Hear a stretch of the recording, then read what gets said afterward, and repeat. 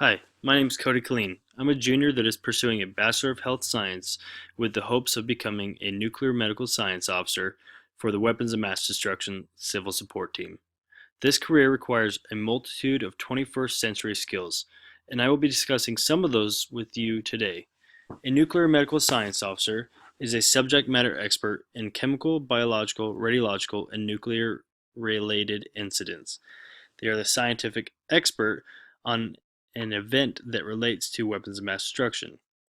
They are in charge of a mobile lab that can run several tests to check for the presence of chemical, biological, radiological, and nuclear materials. The requirements for this position are a Bachelor of Science with a minimum of 45 hard science credits. That would include your chemistry, your biology, your mathematics, physics, etc. A master's is generally preferred with an emphasis on science or public health. It's also required that you're an active military member in the National Guard. There are currently 57 positions in the world. That accounts for at least one in each state and territory, with New York, Florida, and California having two each. Also, you must have a willingness to learn and travel, seeing as there's several courses that you have to attend.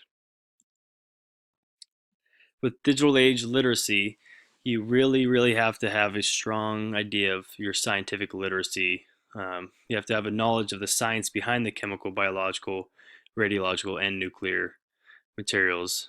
Down below, you can see what is called a GCMS, or gas chromatograph mass spectrometer. Um, and what it's doing is showing you the chemical breakdown of a sample. So you also have to have a great technological literacy, such as using this software. Also, you have to have a great global awareness, understanding the special circumstances and current issues going on in the world. We're also an excellent local asset, commonly called on by the governor.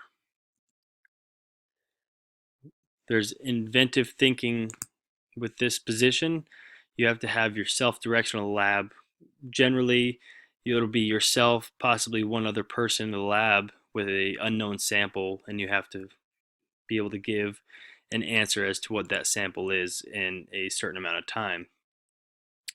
You have to manage complexity of a response, that they can run a large amount of issues to include possibly a chemical as well as biological response.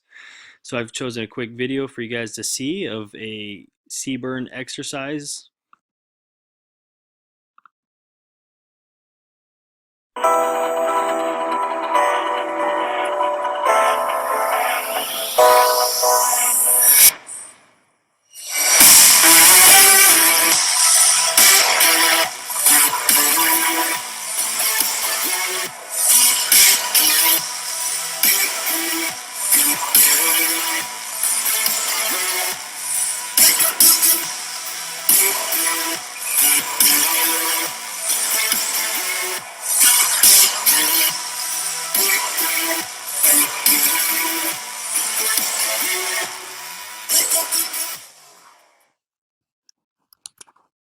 So that's just a quick example of what is going on with the response team that goes down and takes a sample, and then they would bring it to the nuclear medical science officer to run it in the lab.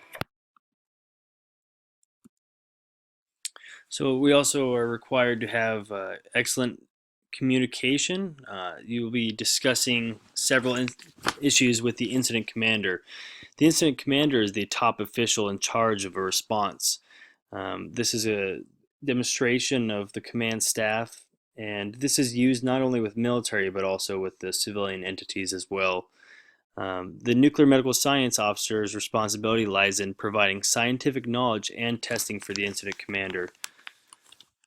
We will also be in charge of speaking to higher military officials, government officials. We currently can work for the mayor, the governor. We're actually an asset of the governors, and we can be called upon in court to provide testimony for our samples.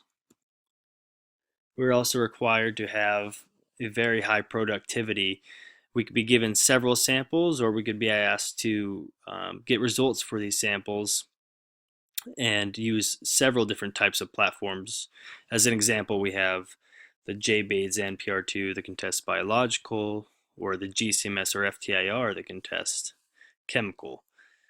We also have to have the ability to juggle tasks and constantly be on our toes to provide the incident commander with as many results as possible, as well as just be very effective.